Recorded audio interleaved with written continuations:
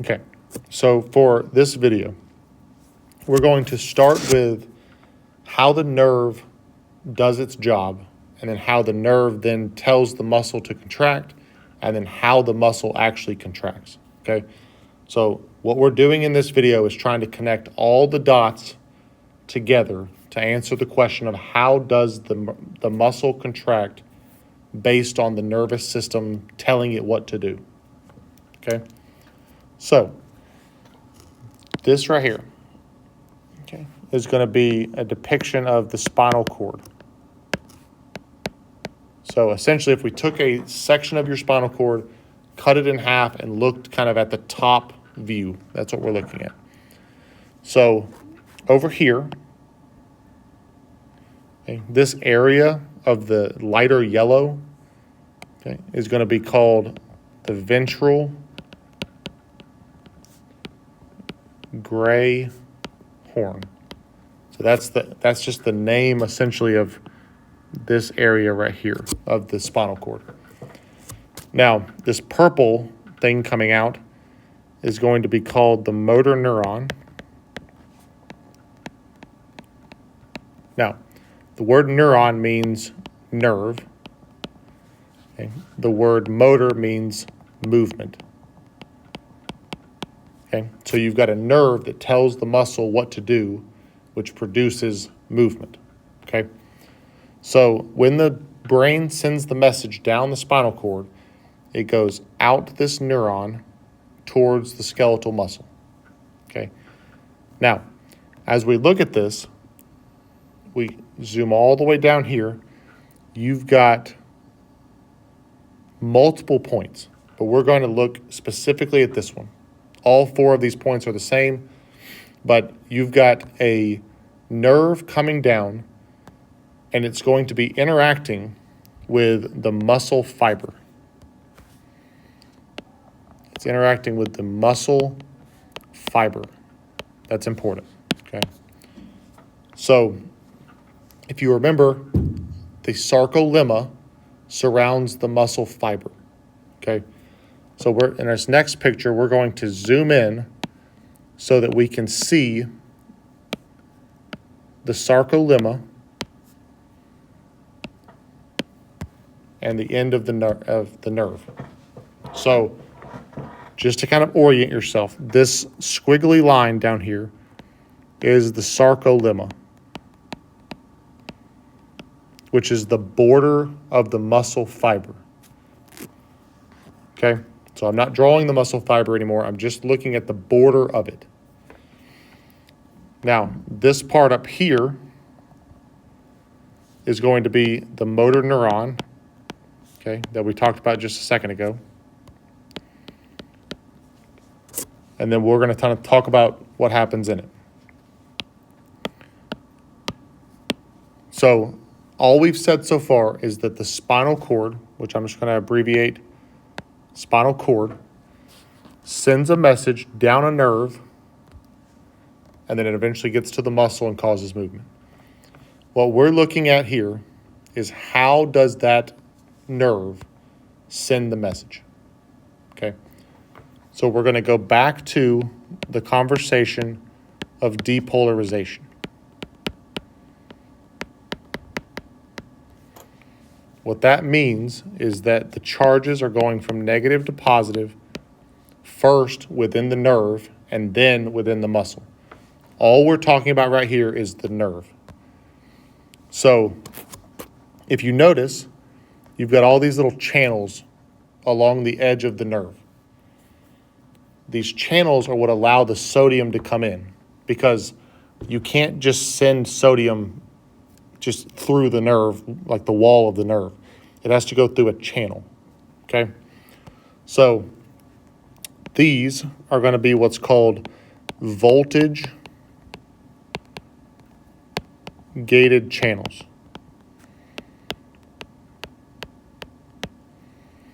Okay, now because they're allowing sodium in, we can add the word sodium to this name. So voltage-gated sodium channels. Now, I'm going to take this off real quick so we can see it. So I'm just going to draw it as if it's going in. So your body is able to send sodium into the nerve. So essentially, it's like sending it in like this. And as it does that, you start to see that negative to positive shift. Okay, so the idea of voltage gated means that these channels are closed until the voltage inside the nerve changes. Okay, and as you see sodium come in, you're starting to see the shift on the inside. You're going from negative, specifically negative 70, to eventually negative 30 millivolts. Okay. Now, as we see sodium come in, okay, the nerve is now depolarizing. Okay.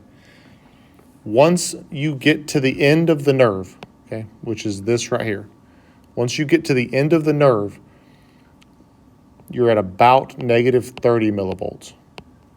Okay. Once you hit that number, the negative 30, these next channels open up. Okay. Now these are also voltage gated, but they are voltage gated calcium channels. So you've got calcium coming into these, which is important because the next step is dependent upon the calcium. So once you see the calcium come in, okay, what will happen is these little circles, these things, okay, which we're going to call vesicles, are going to start to move. Now, these vesicles are containing these little red dots, okay? These little red dots are going to be called acetylcholine, okay, which you'll often see me abbreviate as ACH. Acetylcholine is what's called a neurotransmitter. Okay, I'll write that over here too. Neurotransmitter. Now, a neurotransmitter essentially just means the way your nerves communicate with the muscle. So, kind of to go back for just a moment, we now have calcium coming in to these channels here. What that causes is these vesicles to start to shift down towards the end of the nerve. Okay. And then they will bind onto this wall down here. Okay. And what they do when those vesicles bind to the wall is they open up and they start to release the acetylcholine out into the space between the muscle and the nerve.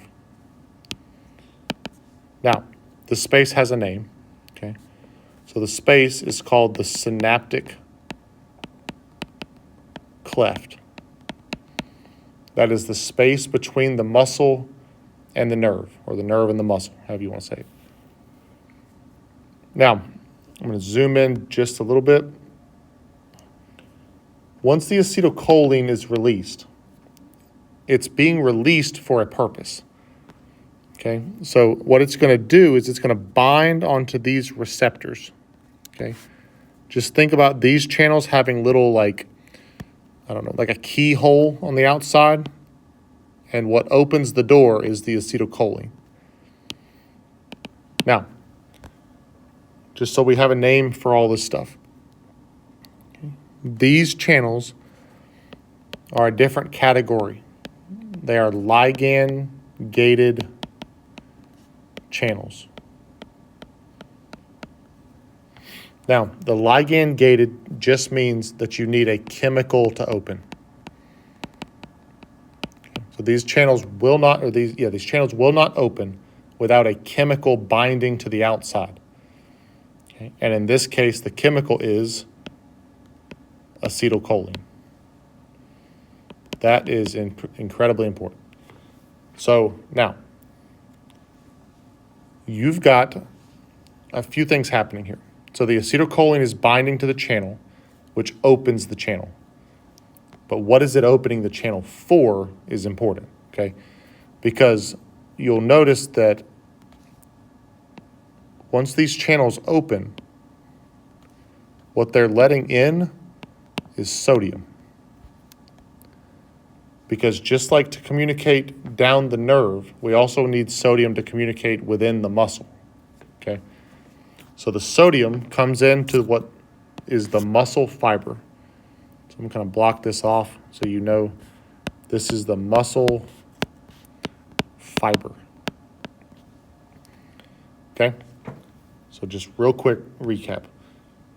We have to depolarize the nerve, so we send in sodium.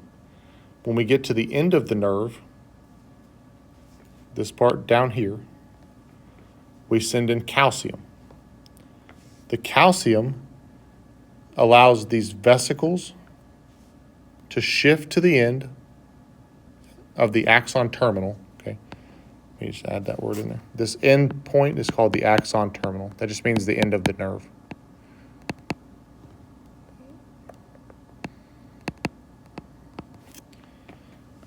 The vesicles shift to the end. They release the acetylcholine.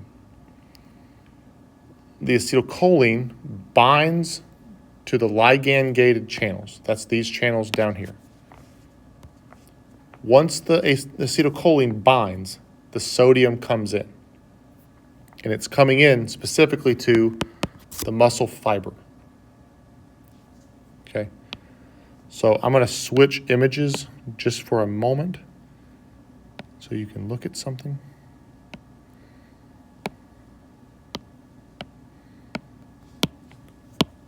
Now, what we're looking at here is myofibrils, okay? And this whole thing is the muscle fiber.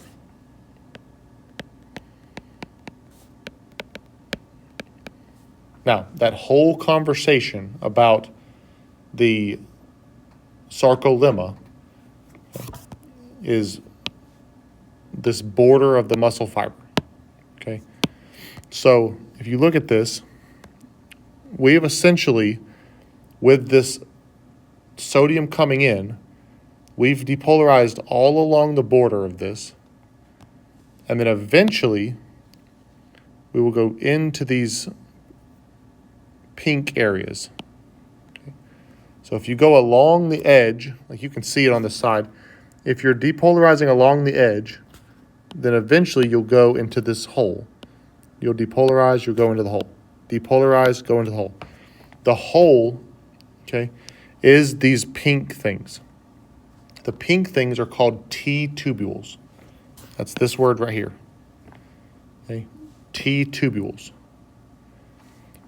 So we are depolarizing the sarcolemma, the border of the muscle fiber, and then we are going to depolarize down into the inner parts of the muscle fiber by going in to this T-tubule. And that's important because we've got to depolarize the whole thing in order for the next step to happen. So once we depolarize into the T-tubules, we will eventually go into this blue stuff, like web-looking space. Okay, so we depolarize the T-tubules, then we depolarize into this blue. The blue is the sarcoplasmic reticulum. Okay, so what I want you to know about sarcoplasmic reticulum is this is where the calcium is stored within the muscle. So when the calcium is stored there, in order for that calcium to be released, we've got to depolarize the sarcoplasmic reticulum. So with that sarcoplasmic reticulum depolarized, the calcium can be released. Now, don't miss this step because this is important. So once we depolarize, okay, this area here, what we're going to do is we're going to see the calcium get released towards the inside of the myofibril. The calcium is going to get released inside of the myofibril. And we know that inside the myofibril, you will find what's called myofilaments. That's the actin and myosin, all that stuff. So inside the myofibril, you will see a sarcomere. Now, a sarcomere, I'm going to depict as this right here. So once we get inside the myofibril, this is a sarcomere. Now, this is one sarcomere. You'll have another one over here, and you'll have another one over here, and you'll have a whole bunch of these. And a bunch of sarcomeres makes a myofibril, okay? So once we release the calcium from the sarcoplasmic reticulum, it goes into here, into the sarcomere. Now, I'm going to take this, and we are essentially going to dive into what's happening right here. Okay. Now, when we get into the sarcomere, we dive even further into the middle of it, and that is when we get into this right here.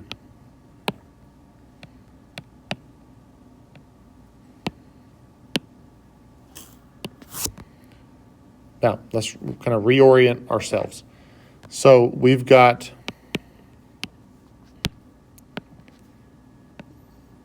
the myosin, okay, which is a part of the thick filament.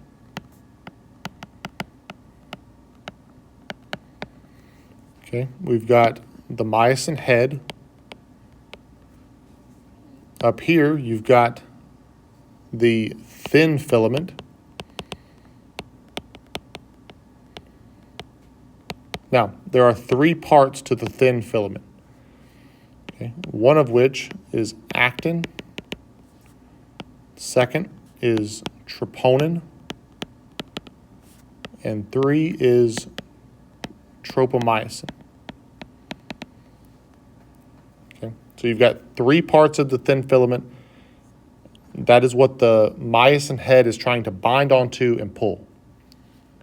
So, as we look at this, we know that the myosin head here is trying to attach on to the actin.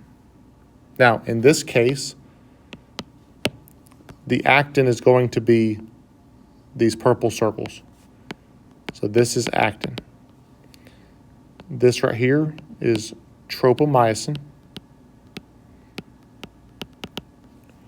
And this over here is troponin. Now, what we're looking at here is you've got the myosin head looking to bind. Now, the myosin head is looking to bind, okay, right here on what's called the binding site. So it's the binding site of the actin. Now, unfortunately, the binding site is blocked, okay, because you can see how this tropomyosin, the pink line, is blocking the active site. The way you move tropomyosin is by allowing calcium to bind onto the troponin. Now, make the connection. We had calcium coming from the sarcoplasmic reticulum. The sarcoplasmic reticulum releases the stored calcium into the sarcomere, and that's what we're looking at right here. So it binds to the troponin. So let's just say this is step one. It binds to the troponin. Step two, okay, is the tropomyosin shifts. The tropomyosin shifts out of the way. So when it moves, okay, then the myosin head can attach to the binding site.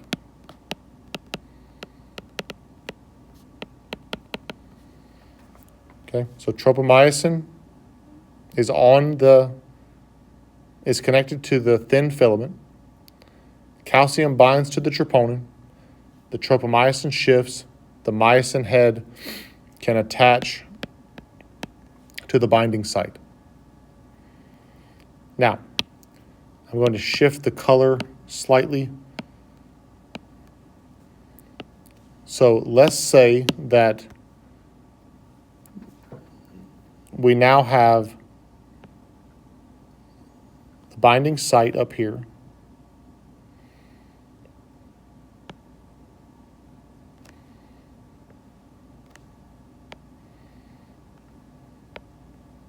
Okay, so now we have a myosin head attached to the binding site.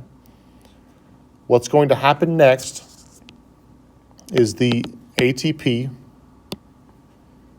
is going to bind onto this.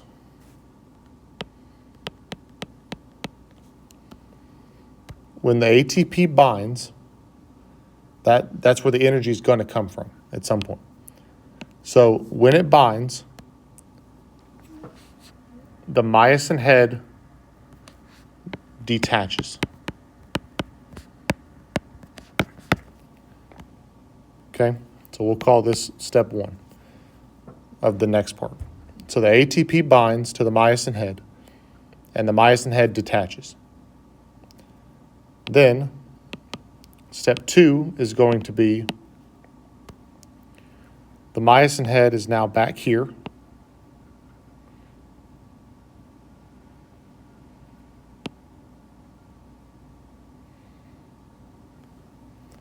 And it's got an ATP attached to it.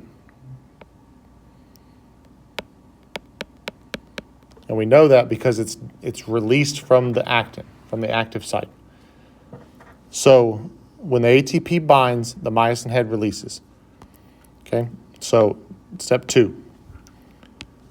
The ATP gets broken down into 2 things, ADP and a phosphate ion. Now, the way it gets broken down is between, well, it's a multiple phase thing, but it's water and an enzyme, okay? So the enzyme is going to be called myosin ATPase, okay? This is an enzyme that breaks the ATP into its parts. Now, once you've broken the ATP, what you get from that is energy. Okay? So, step 2, ATP binds to the myosin head and detaches. ATP gets broken down by the myosin ATPase, and you get energy from it. Now, the energy allows the myosin head to reach up, grab the thin filament, and pull it in. Okay, so as a result of that, the myosin head grabs, pulls the thin filament toward the M line. Okay, the M line is the middle of the sarcomere. So it pulls both sides of the sarcomere closer together. Now, next part is the ATP binds again, myosin head detaches, ATP gets broken down, that gives you the energy, myosin head reaches, grabs, and pulls again. And this happens over and over and over and over. Until the muscle is no longer needed to contract, then it will stop.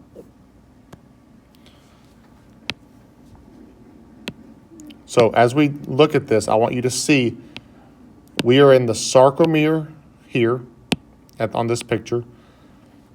The sarcomere is influenced by the nerve. So if we go all the way back to the initial picture, right here, we're looking at what happens at the very end down here. Because all of that happens and the sarcomere gets shorter, that means this will get shorter, this will get shorter, this will get shorter, this will get shorter. And that's what causes a muscle contraction. Okay, so this whole thing is specifically talking about a concentric contraction. In other words, when a muscle gets shorter. When a muscle gets shorter during a contraction. That's what we're talking about in this entire video. So I want you to see it as the small picture and the big picture. That is what we are going to now call the sliding filament theory, is how the actin and myosin work together to shorten the sarcomere, which shortens the whole muscle, and that's what causes muscle